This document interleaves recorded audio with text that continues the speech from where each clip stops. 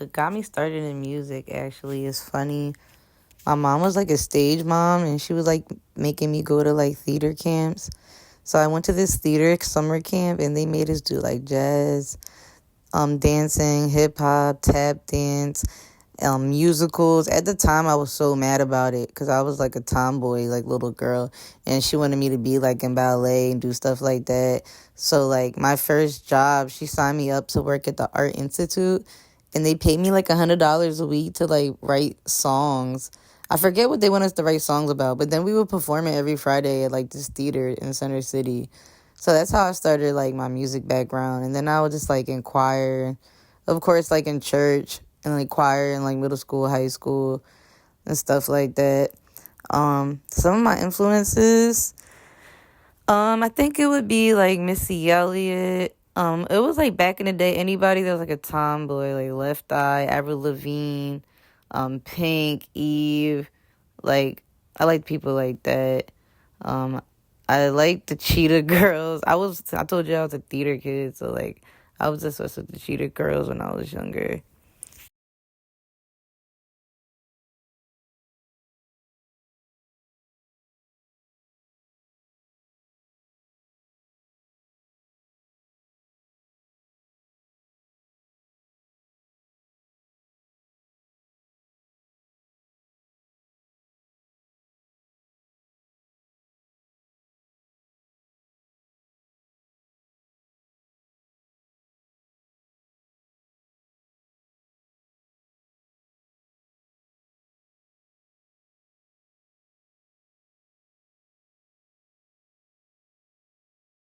So during the pandemic, I shot my first music video ever, and we did it in LA, and I directed it all by myself. I styled everybody, I casted it.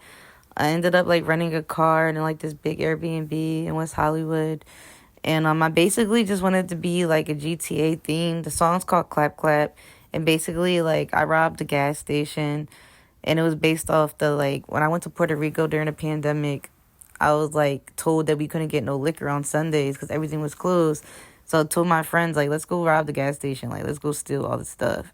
And like we really took a mad stuff. So I was just like, I want to do a music video for like that one day, and I eventually did, and it came out super fire. I haven't shot any other music videos after that. That was my first and last one. But I definitely like to tell a story. I don't want to just do no flim flam regular stand in the kitchen with money and strippers and stuff. Like I like making like movies and like really show people what's in my brain. So that's why I haven't really dropped another video yet. If I could define myself as an artist in one word, I would say it would be raw because, I come from the hood. I come from Philadelphia. It's one of the most dangerous cities in the world. Everyone always says, like, if you can make it Philly, you can make it anywhere, only because, like, everybody's so to themselves and mean. Everybody just wants to be too cool. Nobody wants to look weak. So, like, you really grow up in a tough environment because you go through a lot as well, growing up in poverty. So, I feel like because I'm from the projects and where I came from, it just makes me raw. So the process in recording a song. All right. So I feel like I just go listen to beats in my room, and I just go through them, and then I just find a few and I like save them in my notes, and then I start rapping to them. It takes me like 20 minutes to like write a song because I like writing it more than freestyling. I don't know. I just like seeing it on the paper. But I do have to be in the right headspace. Like sometimes, I'm not going to say I get writer's block, but sometimes I'm just not in the mood. And like sometimes I wake up and I'm like, I'm going to make a song today. But yeah, but sometimes I just get inspired. Like I'll hear other people's sessions, or like I'll be at a concert and I'm like, oh, I got to go home and make something. I started making like rage trap music when I started listening to City Morgue. Some guys that I met in New York, my friend put me on to their music, and I really like their energy because like DMX is like one of my favorite rappers. So yeah, that's why I figured it out. Like I always was like into rock music, like regular rock music, but not no like rap rage trap music like they have now. My mom's half white, so she always used to put me on all the bands like from back in the day. So I was really inspired by rock as a little girl. Some of my rock inspirations are like Evanescence, like I said before, Avril Lavigne, Pink. I used to love Blink 182, Hoobastank. I know these are all older artists, but like, yeah, it's a lot of them. I have a lot of rock influences that I look back on that I didn't really realize till I got older. Yeah, the question is describe what the music scene from where you are from. So Philadelphia has like such a thriving hip hop community. Of course, DJ Jazzy Jeff and Fresh Prince are from there. They were the first rap act to win a Grammy. The Roots are from there. Back in the day, Meek Mill was one of the big battle rappers. We had Joey Jahed, Reed Dollars. I looked up to them when I was growing up. They're really good battle rappers. Eve is from there. I just feel like a lot of 90s culture, like legends, like Schoolie D, like the battle culture, like NH, it just really just inspired me because like when I was a little girl, I used to see this stuff at like the rec centers, and I would see Meek, you know, really out there. Like Uzi's from there, State Property. I just feel like if it wasn't for the hip hop scene of Philadelphia, we wouldn't really have a lot of trends that we have now. That we have in the newer kids have. But people don't be doing their history anymore. But I just feel like Philadelphia started a lot of things. But like not only like mainstream stuff, but like our underground scene is really cool. Like the lore here, like Lil Uzi, Terrorwack. It's just like a lot of people that came up out of the underground scene that like came up around when I was around, like DJing in 2016, like Bree Steves, China Rogers, R.I.P. Like it's just a lot of people. Bach Nero. It was just a lot of like Maddox. Just feel like Philly has a lot of talent here, and I'm gonna even say that we're underrated because we do get our recognition, but a lot of people that are underground here should definitely be like way more mainstream. The story behind my DJ name is actually my real name, so that's really my government. So my full name would be Tatiana Mia, and my DJ name is Tati Mia. Because I don't really believe in aliases, because like when I was younger, I always imagined people screaming my name at a stadium, like not a made up name. The impact I want to leave is that like you could literally do anything you put your mind to. Like I was homeless at one point. Like when I was 19, my mom kicked me out. I had nothing. I had to live in Kensington. Well, Margaret Orthodox with my friends, like one of the most dangerous neighborhoods in my opinion in Philadelphia. And that was a culture shock to me because my grandma spoiled me. And, like, so I was just like, wow, like, it's really bad out here. Like, I had no money for food sometimes. We would split cheesesteaks. She was selling weed, my best friend, and I was helping her sell her weed just so we could have bread for food. Like, it was bad. And, like, I just look back at the moments, like, if I can come from, like, Section 8, the projects, at one point I had no diploma, I dropped out. At one point, I've done drugs before, I was locked up. Like, if I could do all them things and really, like, make something of myself, it really just showed me, like, you could really do anything. Like, at one point, I was DJing off my iPad.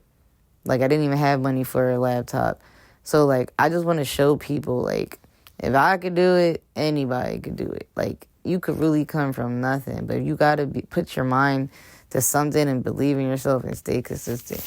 And that's what I want to tell in my music. Like, I just want to be my authentic self, be my real self, share my experiences, and just whoever relates, I can inspire them to be not like me, but like, make something of themselves.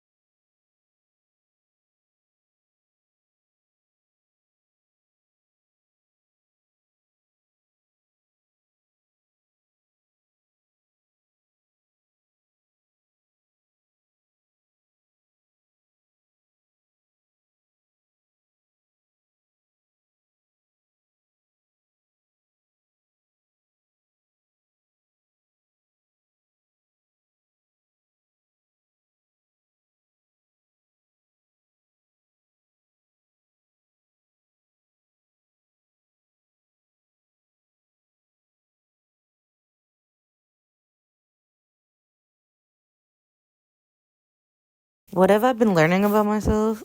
I've learned that I spend a lot of my career pouring into a lot of people. Because as a DJ, it's kind of your job to, break artists, do artist development. But, like, I feel like I got lost in the sauce of, like, trying to be everything for everybody and helping everybody else. So I've been learning to, like, protect my energy and, like, not be so accessible to everybody, Because it's good to protect your energy. So, because you can't help everybody if you pouring from an empty cup. Yeah, I did have publications before.